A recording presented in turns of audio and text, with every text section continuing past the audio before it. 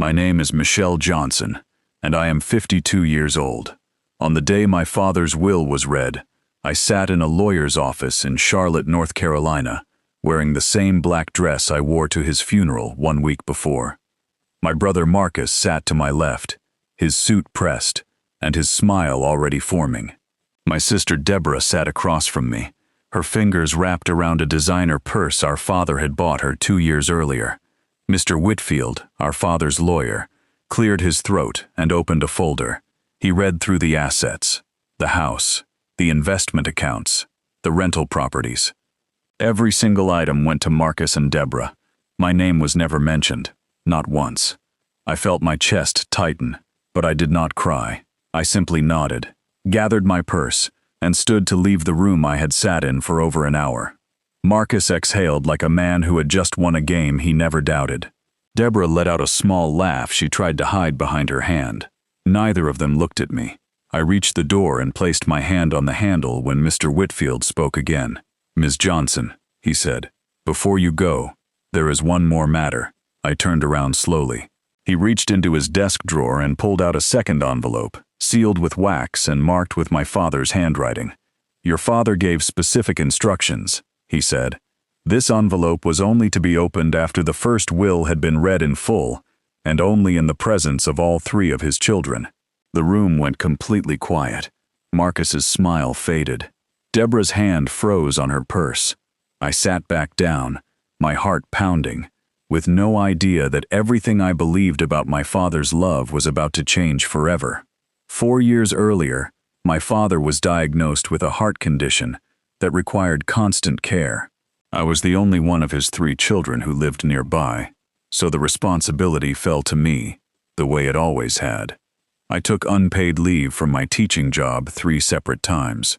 I drove him to appointments before the sun came up. I cooked his meals, sorted his medications into labeled containers, and sat beside his hospital bed on nights when the machines beeped louder than my own thoughts. Marcus called twice that first year, both times to ask if the house had increased in value. Deborah visited exactly 4 times, and 3 of those visits ended with her asking to borrow money. I never once said no to my father. I never once complained where he could hear me. I simply showed up, because that is what love does when nobody else will. There were nights I slept in a hospital chair, so uncomfortable that my back ached for days afterward. I missed my own daughter's college graduation, because my father had a procedure scheduled that same weekend, and I could not bring myself to leave him alone with a nurse he had never met. I sold my late husband's truck to cover a hospital bill Medicare would not fully pay.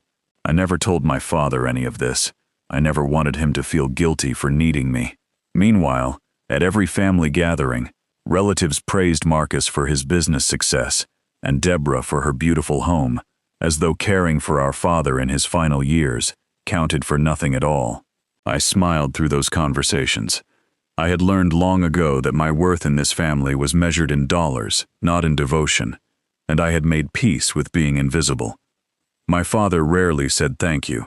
He was a man built from an older generation that mistook silence for strength.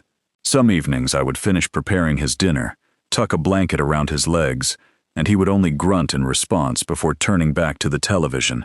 I told myself it did not matter. I told myself I was not doing this for recognition. But there were quiet moments, alone in my car in his driveway, when I let myself cry for exactly 2 minutes before wiping my face and walking back inside with a smile. I never asked him why he never praised me the way he praised Marcus's investments or Deborah's vacations. I was afraid of the answer. I was afraid that after everything, he simply did not see me the way I saw him.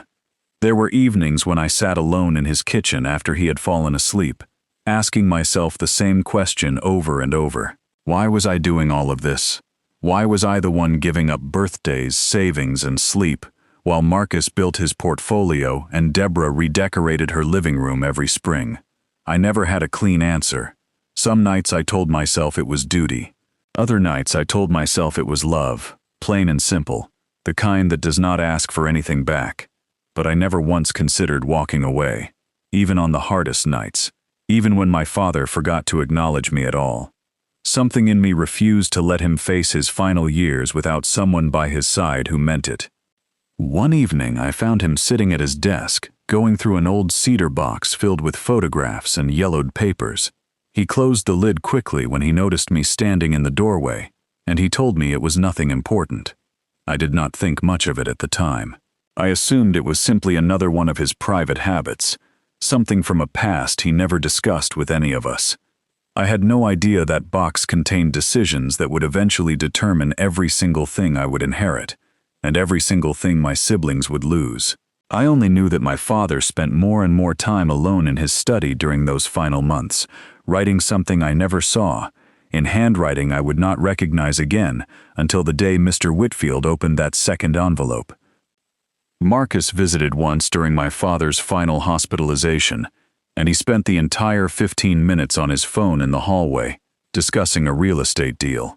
Deborah sent a bouquet of flowers instead of coming in person, along with a card that read, "Thinking of you," in printed cursive she had not even signed herself. I sat beside my father through the night, holding his hand while machines monitored his heartbeat, and somewhere around 3 in the morning, he opened his eyes and looked at me. He did not say thank you. He simply asked if I was tired. I told him I was fine. He nodded, closed his eyes again, and fell back asleep.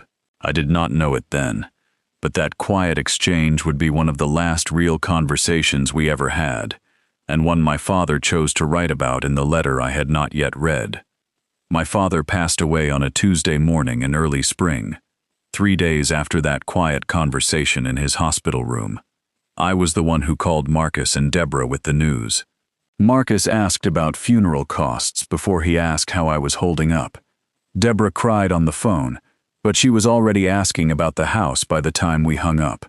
At the funeral, over 100 people came to pay their respects, many of them strangers to me, people my father had helped throughout his life in ways he never mentioned. I stood at the front of the church, exhausted from years of caregiving and grief I had not yet allowed myself to feel, while my siblings greeted guests and accepted condolences as though they had been there every step of the way. After the service, at the house my father had lived in for over 30 years, Marcus and Deborah began discussing what to do with his belongings before we had even finished putting away the funeral programs. Marcus wanted to sell the house immediately. Deborah wanted to divide the furniture based on what matched her home decor. I sat quietly in my father's favorite chair, holding one of his old sweaters, while my siblings argued about square footage and market value in the same room where his casket photograph still sat on the mantel. Neither of them asked how I felt. Neither of them mentioned the years I had spent caring for him. I said nothing that day. I simply listened, the way I always had, and waited for whatever came next. By the following weekend, Marcus had already contacted a realtor to appraise the house, and Deborah had already priced our father's antique furniture online, in case Marcus's half of the estate did not stretch as far as she expected. They spoke about our father's belongings the way people speak about items at an estate sale, not the way people speak about a man who had raised them. I overheard Marcus tell his wife on the phone that the sooner the will was settled, the sooner he could reinvest his share. I said nothing. I only wondered, quietly, what our father would have thought if he had heard his own children dividing his life into line items before his grave had even settled. A week later, Mr. Whitfield called all 3 of us to schedule the reading of the will. Marcus arrived early, already discussing investment plans with his own attorney, on speakerphone in the parking lot. Deborah arrived in a new car I did not recognize, one I would later learn she had purchased on credit in anticipation of her inheritance. I arrived alone, still wearing grief like a second skin, with no expectations beyond hoping my father's belongings would be handled with some measure of respect. None of us could have predicted what was about to unfold inside that office, or that the will everyone assumed would be simple was only the first half of a plan my father had spent years quietly constructing. Mr. Whitfield began reading the will exactly as I described earlier. The house, valued at nearly $400,000, went entirely to Marcus. The rental property on Fairview Street went to Deborah. The remaining bank accounts, totaling a significant sum, were split evenly between the 2 of them. My name appeared nowhere in the document. Marcus leaned back in his chair, satisfied. Deborah dabbed at her eyes with a tissue, though I noticed her expression held more relief than sorrow. I sat in silence, feeling the same familiar ache I had felt my entire life in that family. The ache of being present for everything and rewarded for nothing. I stood to leave, believing the meeting had reached its natural end. That is when Mr. Whitfield stopped me at the door, exactly as I told you before, and revealed the second envelope sealed with my father's handwriting. He explained that our father had visited his office alone 4 months before he passed, specifically to prepare this envelope in secret. He said our father had been very clear that Marcus and Deborah were never to know it existed until after the first will had already been read aloud. Marcus demanded to know what was inside. Deborah asked if this meant more money for someone else. Mr. Whitfield ignored their questions, broke the wax seal carefully, and unfolded a letter written entirely in our father's own handwriting, the same handwriting I remembered from that cedar box months earlier. Mr. Whitfield began to read the letter aloud, and my father's voice filled that room in a way his physical presence during his final years never had. He wrote that the first will was written on purpose to reveal something he needed to see with his own eyes before he died. He wrote that he had spent his whole life wondering which of his children truly loved him, and which ones only loved what he could provide. He wrote that he watched closely during his illness, not because he doubted us, but because he needed to know the truth before it was too late to act on it. Marcus's jaw tightened. Deborah's hands began to shake. The letter continued, describing specific memories my father had never once acknowledged out loud. He wrote about the nights I slept in that uncomfortable hospital chair. He wrote about the meals I cooked, the medications I organized, the unpaid leave I took from my teaching job without ever asking him for a single dollar in return. He wrote about the night I held his hand at 3 a.m. and simply asked if he needed anything, expecting nothing in return. He said he pretended to be asleep sometimes, just to watch how I behaved when I believed no one was paying attention. What he saw, he wrote, told him everything he needed to know about the kind of person I truly was.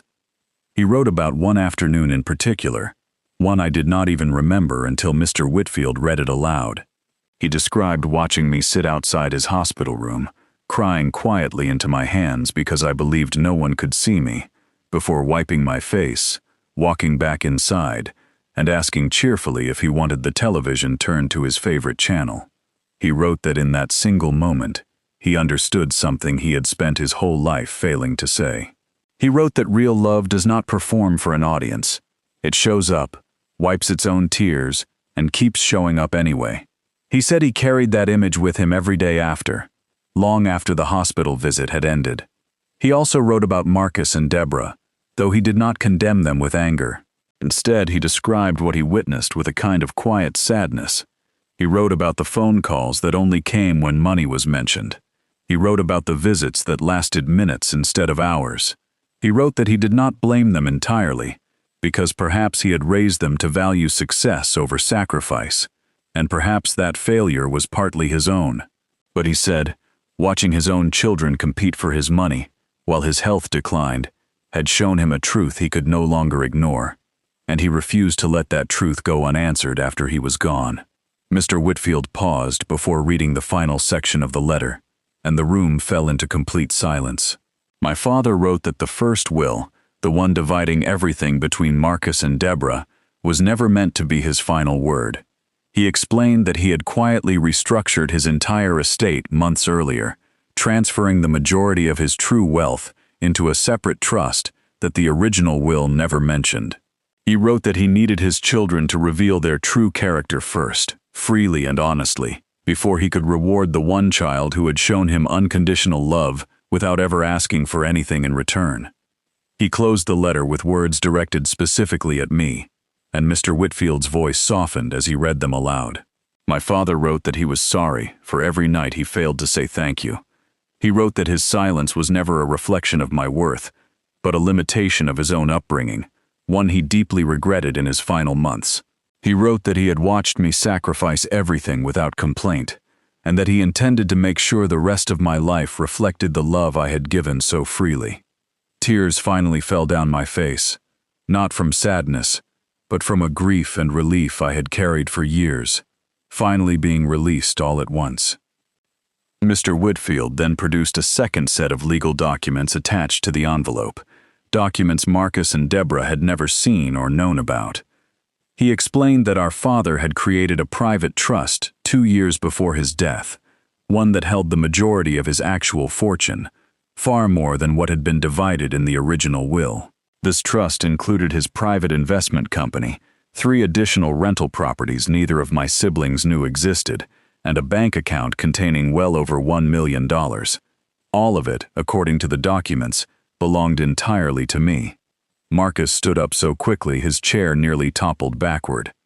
Deborah simply stared at the papers, unable to speak. Mr. Whitfield continued, explaining that Marcus and Deborah would retain only what had already been listed in the first will, the house and the rental property on Fairview Street, nothing more. My father had planned this outcome with extraordinary precision, ensuring that whatever assets my siblings believed they were entitled to would be the only assets they ever received. In addition to the trust, I inherited every one of my father's handwritten journals, filled with decades of private thoughts he had never shared with any of us. And tucked inside the envelope was one final item, a small velvet box containing my mother's wedding ring, which he had kept safe for over 20 years, waiting for the right moment to give it back to me. I sat there holding that ring in one hand and my father's letter in the other, overwhelmed by a mixture of grief, disbelief, and a strange, quiet peace I had never expected to feel that day.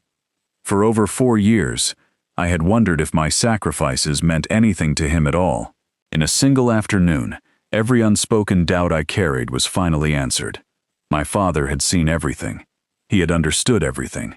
And in the end, he made sure the truth would speak louder than his silence ever had while he was alive. Marcus was the first to speak once the shock wore off. He turned to me, his voice suddenly gentle in a way I had never heard directed at me before, and asked if we could discuss splitting the trust more fairly among the 3 of us. Deborah quickly agreed, insisting that family should always come before money, the same woman who had spent years measuring my worth by my modest teaching salary. I listened to both of them without interrupting, the way I had listened to every argument in that family for as long as I could remember. When they finished, I simply said that our father had made his decision after watching all 3 of us for years, and I intended to honor exactly what he wrote. In the weeks that followed, Marcus called me nearly every day, alternating between apologies and requests for a loan against the trust. Deborah showed up at my house twice, once with flowers and once with tears, both times asking for financial help she claimed she desperately needed. I did not respond with anger. I did not remind them of every missed hospital visit or every dismissive comment about my career.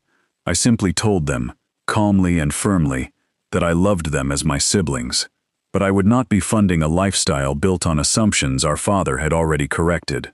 It was the first time in my entire life that I had set a boundary with either of them, and it felt like exhaling after holding my breath for 52 years. Over time, the phone calls slowed and eventually stopped altogether. I will not pretend that did not hurt in its own quiet way, because some part of me still hoped my siblings would want a relationship with me that had nothing to do with money. But I had spent my entire life proving my love through sacrifice, and I refused to spend what remained of it proving my boundaries through guilt. My father's letter had given me more than an inheritance. It had given me permission, for the first time, to choose peace over obligation, and to stop measuring my worth by how much I was willing to give away to people who never gave anything back.